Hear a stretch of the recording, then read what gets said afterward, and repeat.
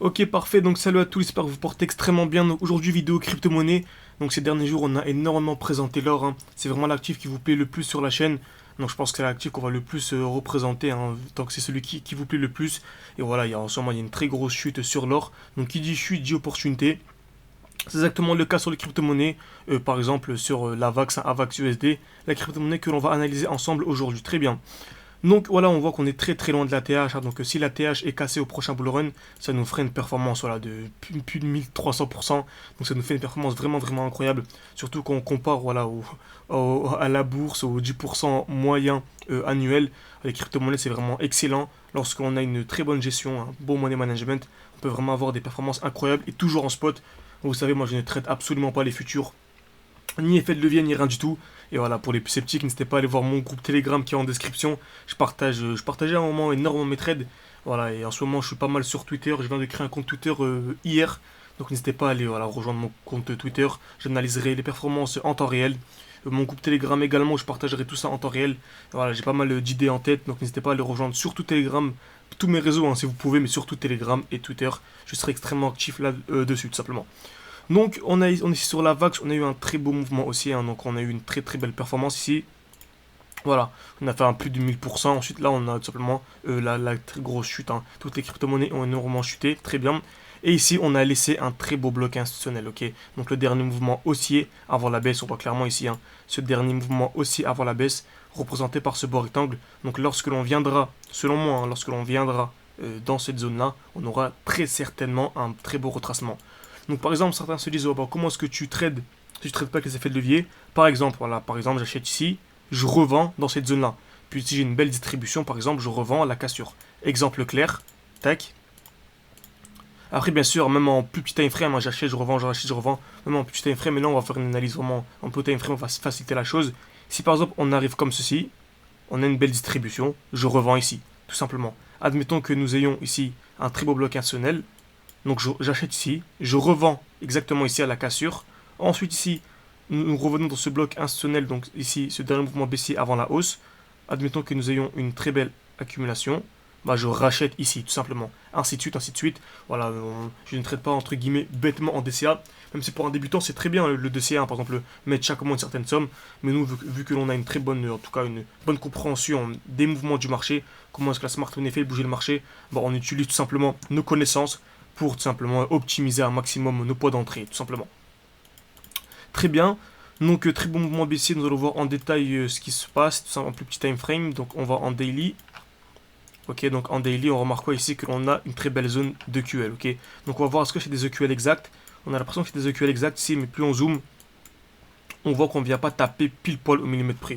Donc c'est des EQL très intéressants, mais ce n'est pas des EQL exacts. Donc si nous étions ici venus taper pile poil au millimètre près sur la ligne bleue, ça aurait été des EQL exacts.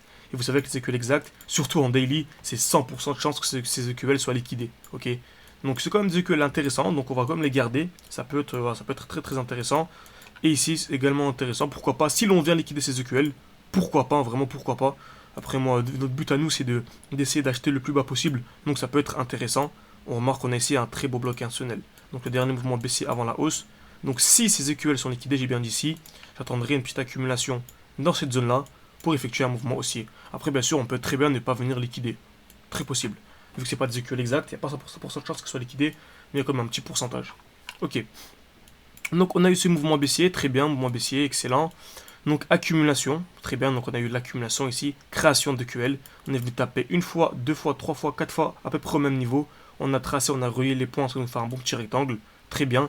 Ici, donc on avait ce beau mouvement baissier, ok. Donc on avait ce très beau mouvement baissier, de là jusque là, très beau mouvement baissier, très bien. Donc quels étaient les highs protégés ici, c'est intéressant. Donc si je vais ici, on avait tout d'abord ce high là qui était protégé, ok. Mouvement baissier, très bien. Ensuite, nous sommes venus ici, ok, nous sommes venus, il y a un beau petit bloc institutionnel ici, mouvement haussier avant la baisse, cassure. Donc ensuite, selon nous, ce high là était protégé. On peut rentrer dans les détails. On est parti sur Telegram en détail. Là, on a vraiment une vidéo résumée. Très bien. Ensuite, cassure. Ensuite, nous sommes revenus ici, grâce au nouveau bloc institutionnel. Donc, nous pouvons aussi avoir la baisse. Et ensuite, on est venu casser. Donc, ce high-là était protégé selon nous. Très bien. Ensuite, ici, on vient ici, créer les EQL. très bien. On revient dans cette très belle zone de supply. Donc le dernier mouvement aussi avant la baisse, on revient ici, on distribue avec une très belle mèche, ok. Ensuite, cassure vers le bas. Donc selon nous, ce high là était maintenant protégé. Très bien. Ensuite ici, on vient liquider ces EQL. Très bien, on vient accumuler, parfait. Cassure, mouvement haussier. Ici, on vient casser notre high protégé. Donc notre high n'est plus protégé, il est cassé. Donc ça, c'était un beau signal d'achat. Très très beau signal d'achat. Et on remarque qu'on a cassé ce high là et en même temps ce high là. Très bien. Donc l'accumulation est validée. Ok, donc pour rappel, l'accumulation validée, c'est lorsque l'on a les EQL. Très bien. Liquidation, soit une, soit deux. Et on vient casser. Lorsqu'on vient casser, c'est parfait. Et on va aller au minimum à la tiers. Donc la tiers, c'est le point haut, tout simplement, de l'accumulation. Donc pour la distribution, la tiers, ce serait ça. Donc création de QH, cassure, donc on va venir au minimum ici. Donc c'est le point bas d'une distribution ou le point haut d'une accumulation, tout simplement. Donc très bien, à partir de là, on s'attendait directement à un mouvement haussier. Mais est-ce qu'il faut acheter directement ici? Est-ce que vu qu'on est haussier, on achète directement? Non, pas du tout. Pas du tout, du tout. En plus, en HTF, on verrait qu'on était overextended ici. Pas du tout. On attend ici le retour dans le dernier bloc. Le dernier bloc, c'était quoi? C'était ici. Dernier mouvement baissier avant la hausse. Donc ici, dès qu'on a eu le retour ici, même si ici, on est beaucoup plus bas qu'ici, tout simplement, à l'heure actuelle, on est beaucoup plus bas qu'au niveau, que lorsque nous sommes venus taper cette zone, c'était un très bon point d'achat. Une personne qui achète ici, personne ne peut rien lui dire, tout simplement. Rien ne peut lui être reproché, absolument pas. Donc, on a dû entendre ici un retour dans cette zone-là. Très intéressant. Mais après, bien sûr, ici, la tiers de l'accumulation, donc la grosse accumulation, la tiers, c'est-à-dire le point haut, ici, le point haut tout simplement de l'accumulation, c'est ici. Okay, donc en fait, comment est-ce qu'on fait? Bon, on trace les EQL et on regarde le point haut entre ça et ça. Donc entre ici, on est venu taper la première fois, ici, on est venu taper la dernière fois. Donc le point haut entre les deux, tout simplement ici, c'est la tiers, donc elle va être liquidée au minimum. Car la smart money a besoin tout simplement de venir liquider la tiers pour avoir de la liquidité si elle veut, par exemple, avoir un mouvement bien plus baissier et revenir par exemple dans cette zone-là.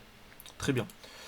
Excellent, excellent. Donc la tiers sera dans tous les cas liquidée dans le futur, c'est une certitude.